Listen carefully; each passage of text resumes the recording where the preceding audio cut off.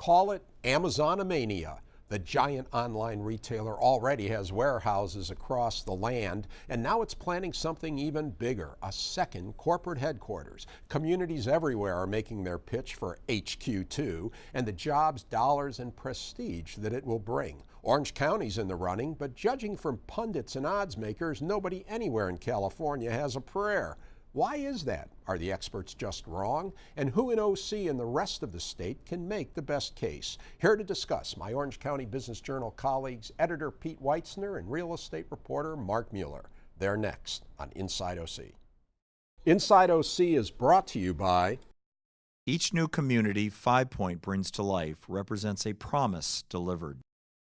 Great neighborhoods are more than just places to live, they are places to connect. 5 Point is a proud sponsor of public television and community programming.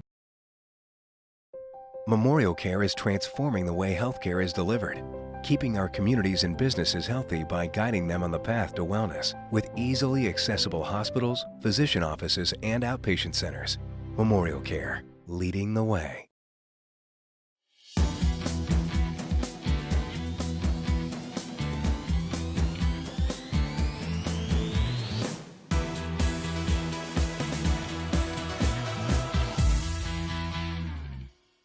Deja vu. Yeah, still a bunch of OCN alums. Kerry Champion, ESPN.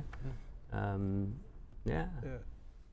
Hi, I'm Rick Reiff, and I'm talking with Pete Weitzner and Mark Mueller. Gentlemen, thanks for coming on. And Pete, you get a little nostalgic every time you're in this studio. Not much has changed other than I could fairly easily find a parking spot today. Telling Mark, if you didn't get here by 8:30 in the morning in 1990, you were lucky to find the last spot on the fifth floor. That's changed. That's right. We are in the old Orange County Register building, and now there's all the parking spaces you want because this studio is it. That's the only thing. But a little over a year from now, there could start to be some new although there are big plans to put something here, that's part of our discussion. So let's talk about that. And Pete, I'll ask you. Seattle's not big enough for Amazon anymore to grow. Well, they're not moving out of Seattle, but they're going to put a second headquarters somewhere. And what is all this mania about? 238 proposals from 54 states, provinces, districts, because Canada's in this thing too. Mexico too. And Mexico, do they have something? Is there a proposal? Yeah. There you go. All in North America. So you got these proposals coming. Why this mania? Let's see. What could be or is expected to be the first $1 trillion company, if Apple doesn't beat them in the short term, promising 50,000 jobs, most of them good paying, portrayed as six-figure jobs. Over the next 10 to 15 years, I can see what most communities would want at least be a player in that. Clearly, I mean, there's maybe as many voices saying, well, where would we put them? And about transportation issues. Do we want to be known as Amazon Town? And that's one thing you hear a lot in Orange County. A lot of pride in the fact that we're so diverse in our economy. Maybe Disneyland. So in a way, though, when I see this, you know who I feel sorry for? I feel sorry for Walmart. Okay, and I'll tell you why. Because every time someone's going to put a Walmart or another big box store in a community, you've got protesters. They're out there. We don't want it. Amazon, which is wiping out a lot of these places, a lot of these retailers, comes in and everybody's just begging for them to come. It's a sweepstakes, isn't it? It's a reality show right now for the business world. Yeah, really.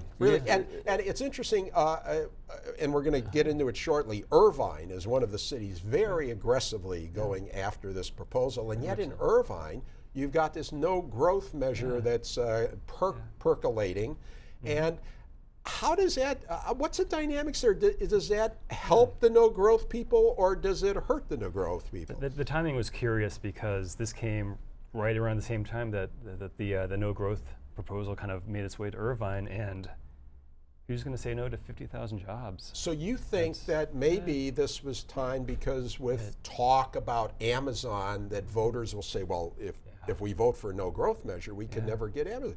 On the other flip side, can't the no growth people say, who wants Amazon? Rise the traffic and everything else. Things are crowded now. What happens when 50,000 more people get here? And interestingly enough, this particular no growth, Irvine's been down this road before, about 25, just as arrived here. This one came out of Turtle Rock, and more related to the growth plans of Concordia, but of course it's citywide. It does hang out there for November. So you're saying Concordia, the university, in Turtle Rock has been expanding? Or plans and so that's to got double some in of the size people, don't get your neighbors upset, right? NIMBY is alive and well. It's also often, of course, a symptom of an economy that's growing nationally. So, and they saw some of it in Seattle. Just to beat that Walmart point one more time, though, what I find interesting is Amazon is good. That seems to be the way people react. Amazon is not, even you hear about Apple and Google, and there's always people that there's things they don't like about it. Amazon, it just seems like, does everybody love Amazon? Is it? Well, I think Seattle, you can go to Seattle and you can find some contrarian views there. Some of their business practices aren't necessarily admired universally, but people like they're having things show up on their door every day, don't they? In fact, the very first, they came out with the RFP on a Thursday, writing a column for Friday, and it said, so here's a company, it's not held to the same standards as other companies, which is what's enabled them to almost every industry they get into, as you say, wipe out the competition. They barely have earnings, right? They use their inflated stock price to buy all these companies. They love incentives, that's right, and yet they have, it's a good press company. I guess it's a business plan for getting just about 100% of online retail, right? Is that the way? So you mentioned RFP, that's a request for proposal. And so let's talk about this request for proposal. What we're looking at now is a list of the requirements in Amazon. And I kind of threw this together, and but I think it hits the major points so viewers can see here that Amazon says they want a community with 1 million+ population. Strong local and regional talent, especially software development. Gee, that sounds like California. Stable and business-friendly environment. Well, maybe not so much California. International airport, major highways, mass transit, 8 million square feet. This is where you really start getting these proposals. Up to 8 million square feet of office space, probably 20 to 25,000 housing units for the employees. And they'd also like a major university, direct flights. I don't know, maybe they'll have to expand John Wayne if we get it over here. I don't know. But anyway, let's talk about some of the local proposals. There's 3 local proposals, Mark, and let's start with the big one the big guy, Donald Bren, chairman of the Irvine Company. What's going on there? He's all for it. Surprisingly, he came out and said, this is something we are very interested in. He doesn't talk too often, so when he says something, people listen, and the Irvine Company is listening, and City of Irvine is listening, and they're going all in. They've put out a very impressive proposal. Yeah, I was stunned. I mean, the Irvine Company usually holds their cards close to the vest, and on this, they were out of the box saying they wanted Amazon. If you look at, and we'll mention a little later on, I'll show you some betting odds here, but I mean, my gosh, you got 101 chance, 101 shot at best of luring Amazon to Irvine. They're acting like they can really do this. Well, the second day, on that Friday, just as we're about to send the paper out, not only do they come out, like you say, they usually hold their cards close to the vest, then even when they don't, it's rare that the chairman is the front person, but he said on that day to the city, let's get together, let's do this. And then with a couple of days to go, really stepped up. I will be your banker for $5 billion, and the personal letter. The beaches are fine. They're spectacular, Mr. Bezos. Come join us. Yeah, let's good points. Let's talk about that $5 billion and what that means, because that sounds like if there's anything that the Irvine Company could use as kind of their leverage here, their big attraction is the fact. Explain what the $5 billion is about. Basically, I mean, incentives. A lot of people think Amazon's going to go where the incentives are the best, and we've heard, New Jersey offering $7 billion in tax breaks. Other municipalities doing the same thing. Irvine not doing the same thing, but they have the largest developer in California saying, "We have the money. We'll build it for you. You can come here, rent our offices for a fair price, not as much as Los Angeles or Silicon Valley, but cheaper than even Seattle." And so the point is, because he's got the land, it's his, he's got the billions of dollars, he's saying, I'll build it. Right. Now, what that really means then is that Amazon doesn't have to tie up money in construction. It's not like he's giving them $6 billion, but he's basically financing the whole thing for them. I think Gary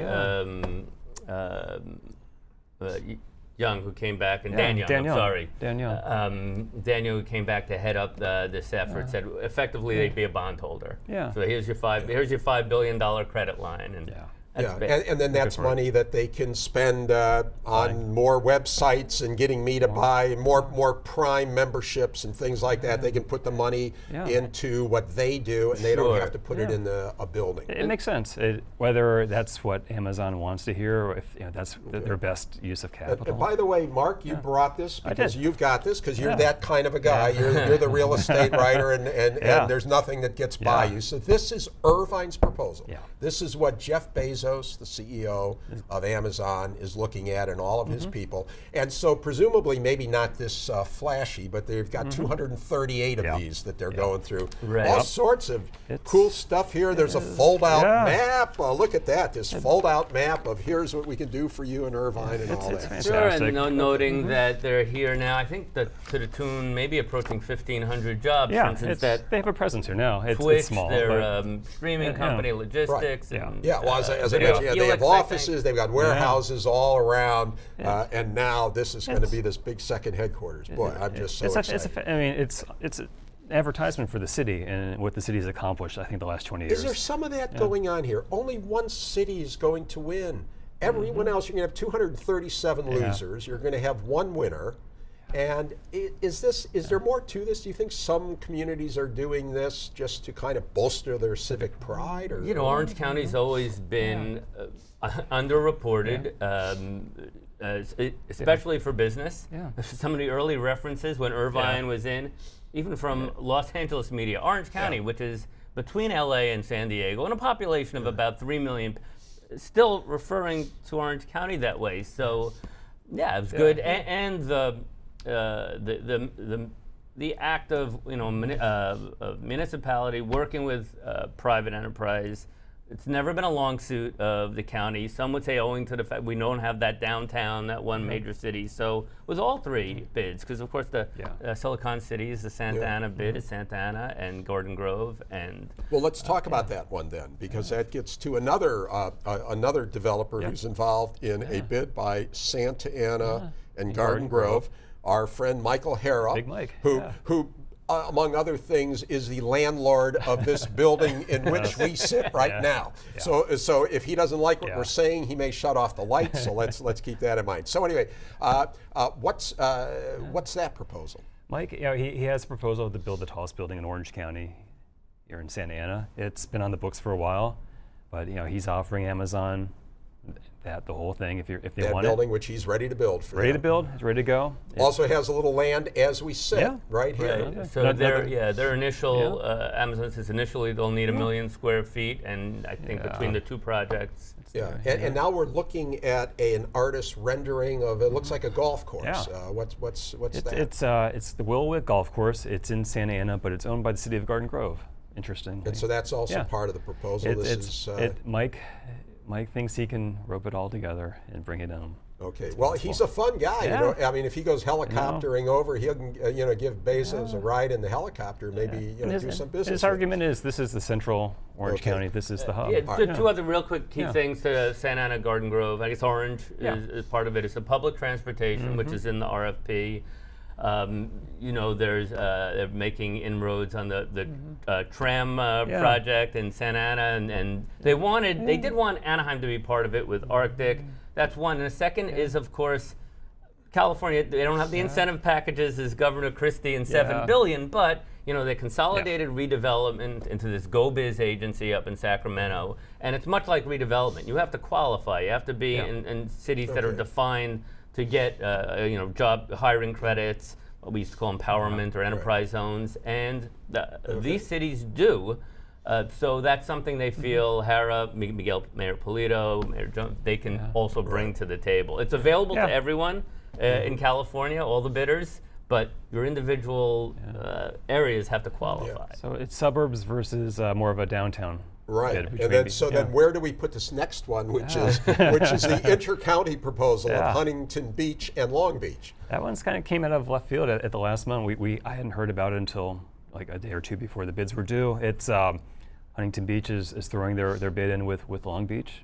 Do you think maybe they're doing that because it gives them a little more planning abilities and stuff like that? That either certainly Huntington Beach on its own might be a little challenged in that regard. I think they're used to having a big tenant with Boeing, obviously, just a huge. And that's one of the keys there is they got that Boeing property that could be used. Yeah. Very interesting. All right, another developer, one who is not only has been on this show, but his company is a sponsor of this show. So again, I got one guy that could pull sponsorships, another guy who could shut off the lights. So be careful what you say. But anyways, and that's Emil Haddad of 5 Point, and 5 Point actually has its hand in three different proposals. They're not too choosy. Anywhere that Amazon is happy with, they'd be happy with too. So they have holdings in Los Angeles, San Francisco area, and here in Irvine. So they're more than happy to accommodate wherever. Right, and I really think that that Newhall Ranch north of Los Angeles is very intriguing because there, Jeff Bezos, if you want a company town, we will build you a company town, and we can give you 20,000 homes and 9 million square feet of office and all that. So, right now, I mean, it's like, here you go. Draw your pictures, what you want. So that's fascinating. And and part of Emil's pitch is the same as the Irvine company. Much of what you would need in terms of land, and it's already entitled. It's already, as you mentioned, with this initiative in Irvine hanging out there, and some sentiment of slow growth. They're grandfathered in to a large extent. I think what Orange County has an advantage is these are real estate people. Not just politicians, and they know how to get these kind of things done and get things started. Well, and speaking of which, in the case of Emil Haddad, when he was on this show recently, talking about the Amazon proposal, he really very frankly discussed pros and cons of California as a potential site for the second headquarters, and let's take a listen. We're a huge believer in California. I mean, this is where things that are changing the world are coming out of California. And if you really want to be in a place where you can tap into great research universities, lifestyle, the concentration of the talent, then California would stack up at the top of the list. Is it unfriendly to business? The answer is yes. Do we have challenges? Of course we do.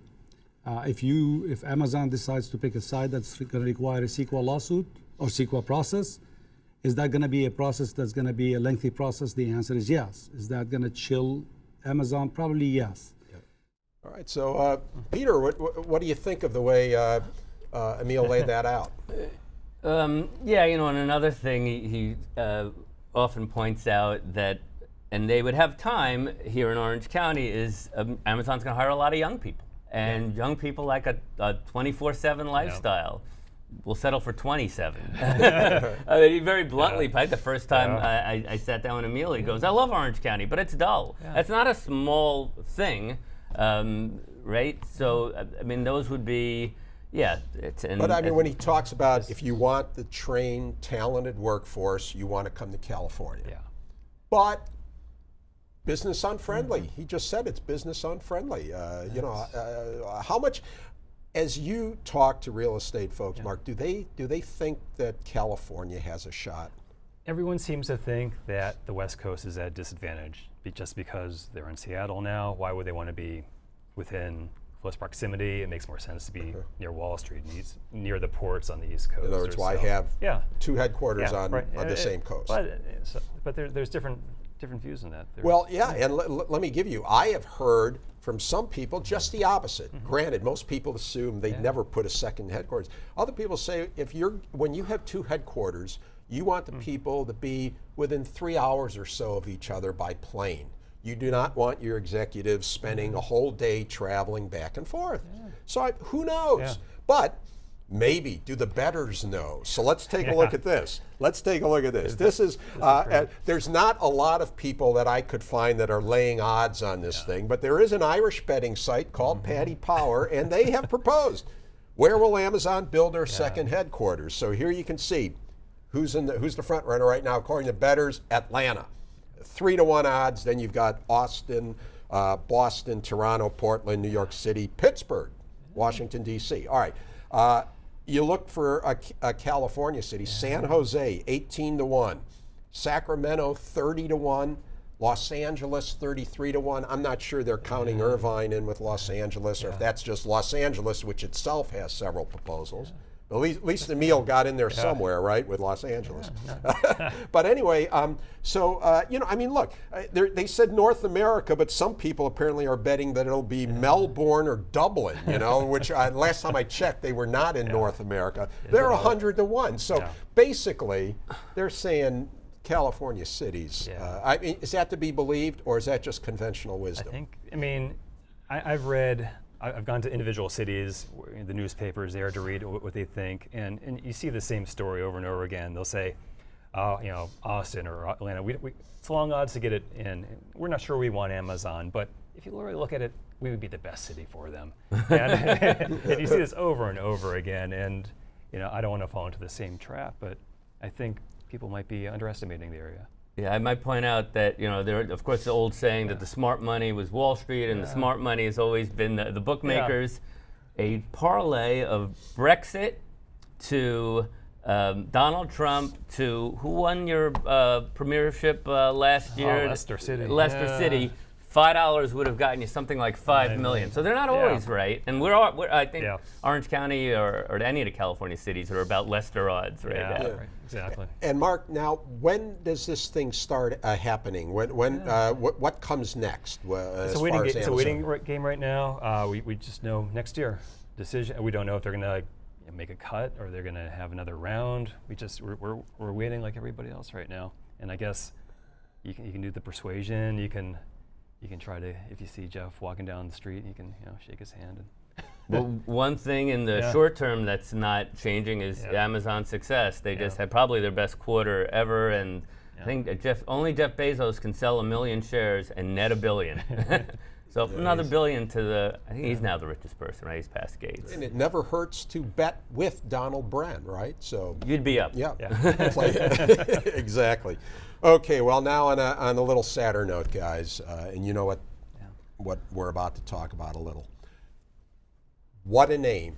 Fifi Chow, food writer, dinner hostess, wine connoisseur, friend to waiters and VIPs alike, and for decades, the authoritative word on the Orange County restaurant scene.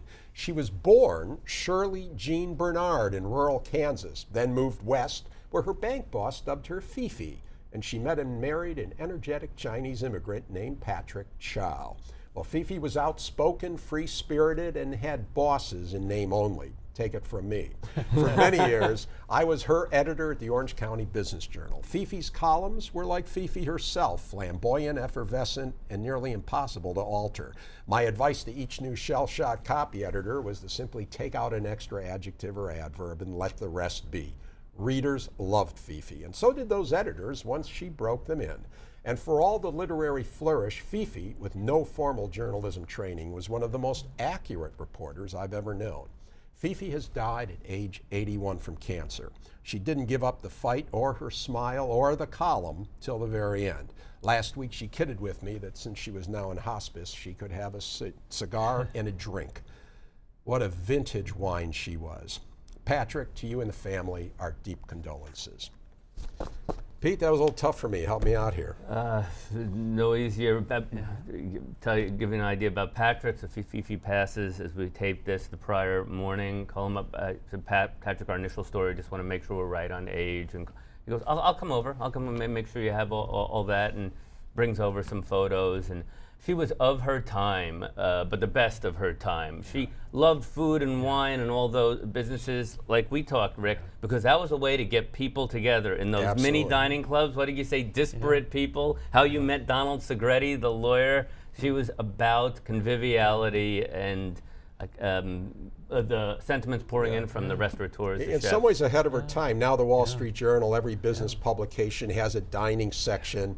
But you know, she was doing that and really attracting a great business readership for years and years, and really was able to chronicle the whole evolution of the Orange County dining scene, which is considerable. And any journalist who gets to cover what she loves for as long as she did, just something you look for. You look at it with appreciation. Right, and a number of them did say that our success, the growth of Orange County's restaurant scene, they attribute a fair amount of it to Fifi and the legitimacy, the coverage she gave them. Yeah, a great woman, a great woman. Well, that's it for now, and thanks again to my guests, Pete Weitzner and Mark Mueller. You can watch this show and past shows by going to pbssocal.org or rickreiff.com. You can also catch our shows and our post-show open mic chatter on YouTube. And follow us on Facebook, Twitter, and Instagram. Thanks for watching. We'll see you again on Inside OC.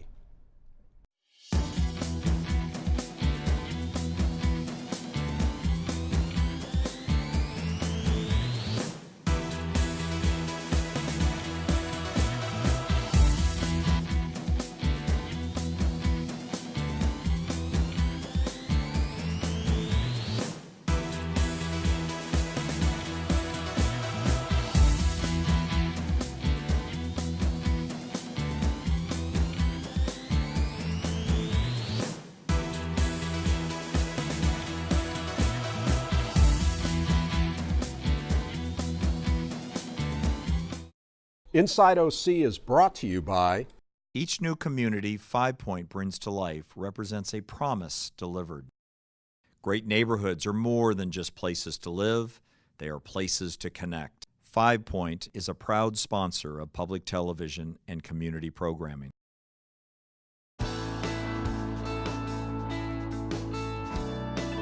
Chapman University is a proud sponsor of Inside OC and community programming.